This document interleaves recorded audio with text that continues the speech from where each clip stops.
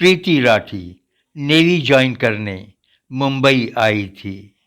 उसका चयन लेफ्टिनेंट के पद पर नौसेना के कोलाबा स्थित आईएनएस अश्विनी अस्पताल में हुआ था, लेकिन वो कोलाबा नहीं पहुंच सकी। एक दरिंदे ने उसे कोलाबा पहुंचने ही नहीं दिया। आप सलाम हिंदुस्तान देख रहे हैं। हैवानियत की कहानियां तो आपने बहुत सुनी होंगी, लेकिन जिस सच्ची घटना पर आज हम आपसे चर्चा करने जा रहे हैं, उसे सुनकर आपके रोंगटे खड़े हो जाएंगे।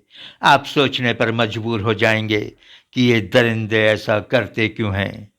उन्हें क्या हक है किसी की जिंदगी के साथ खिलवाड़ करने का।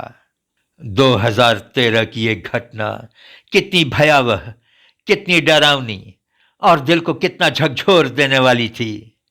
आप इस बात से ही अंदाज लगा सकते हैं कि अदालत ने आरोपी को मौत की सजा दी थी। इसके पहले कानून के इतिहास में ऐसा कभी नहीं हुआ था जब एसिड अटैक पर अदालत ने किसी को फांसी की सजा दी हो। 2 मई 2013 को बांद्रा रेलवे स्टेशन पर 23 वर्षीय प्रीति राठी पर एसिड फेंका गया था। राठी का चयन भारतीय नौसेना के कोलाबा स्थित आईएनएस अश्विनी अस्पताल में लेफ्टिनेंट के पद पर हुआ था। वह नौकरी के लिए मुंबई आई हुई थी। एसिड फेंके जाने पर राठी बुरी तरह जख्मी हो गई थी। इलाज के लिए उसे पहले स्थानीय हॉस्पिटल में भर्ती करवाया गया, लेकिन वहां उसकी हालत गंभीर होती चली गई।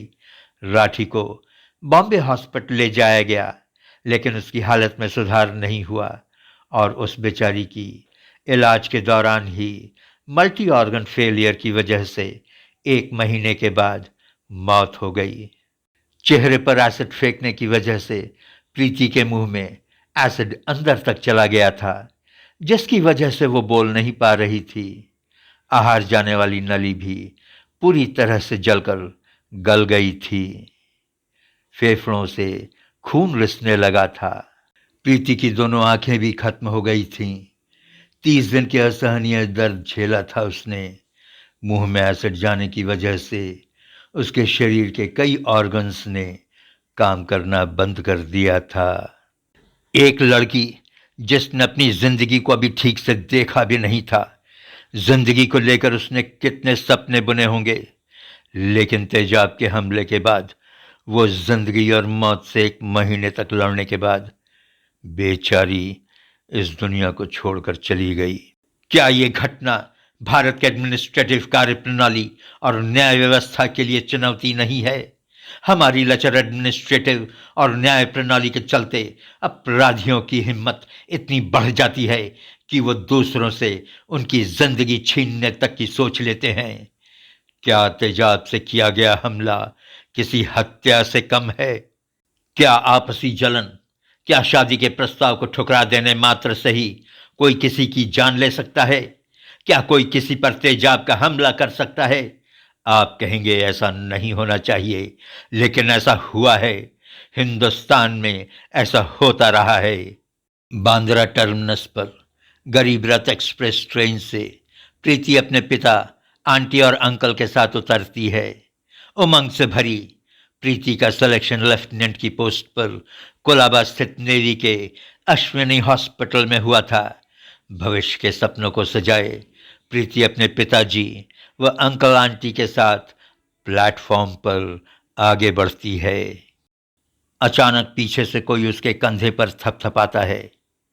प्रीति चौंक कर पीछे घूमती है कि तभी इंसानियत के दुश्मन, जिसने अपने सिर पर सफेद कैप और चेहरे को रुमाल से ढका हुआ था, अचानक प्रीति के चेहरे पर ढेर सारा सल्फ्यूरिक एसिड फेंकता है। तड़पते हुए प्रीति चीख पड़ती है।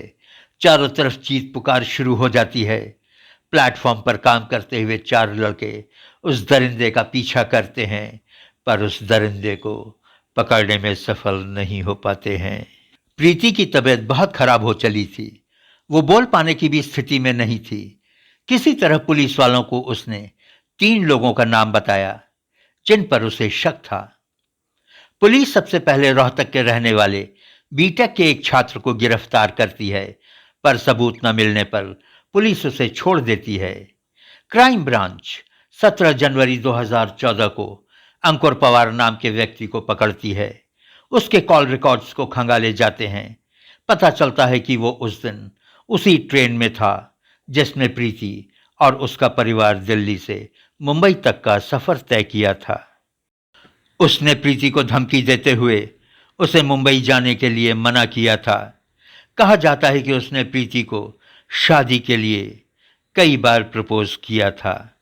अंकुर पवार को दोषी पाए जाने पर वर्ष 2016 में विशेष महिला अदालत ने अंकुर को फांसी की सजा सुनाई थी। ये घटना इतनी दर्दनाक थी कि घटनास्थल पर लोग सिहर उठे थे, घबराकर कांपने लगे थे।